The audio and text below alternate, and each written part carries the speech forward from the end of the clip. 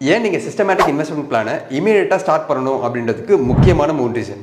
First reason rupee cost average.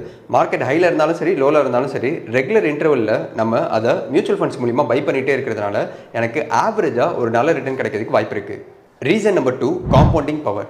நீங்கள் எவ்வளோ சீக்கிரமாக மியூச்சுவல் ஃபண்ட்ஸில் இன்வெஸ்ட் பண்ண ஆரம்பிக்கிறீங்களோ அவ்வளோ சீக்கிரம் உங்களுக்கு பெரிய அட்வான்டேஜ் அப்படின்னு மாதிரி சொல்லலாம். உதாரணத்துக்கு ஒரு தனிநபர் வெறும் 5000 ரூபாய் மாதம் இன்வெஸ்ட் பண்ணுறாரு.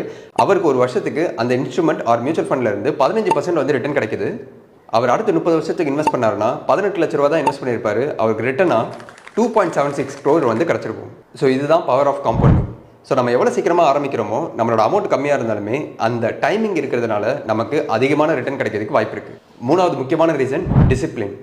ஒன்ஸ் ஒரு மியூச்சுவல் ஃபண்டில் நீங்கள் சிப்பு வந்து மாதம் 2000 1000 500 அந்த மாதிரி ஷெட்யூல் பண்ணிட்டீங்க அப்படின்னா உங்கள் பேங்க் அக்கௌண்ட்ல இருந்து மாதம் அந்த காசு வந்து ஆட்டோமேட்டிக்காக டிடெக்ட் ஆகிட்டே இருக்கும். இதனால உங்ககிட்ட ஆட்டோமேட்டிக்காகவே ஒரு டிசிப்ளின் இருக்கும். ப்ளஸ் எமோஷனை பயங்கரமாக வந்து கண்ட்ரோல் பண்ணுவீங்க.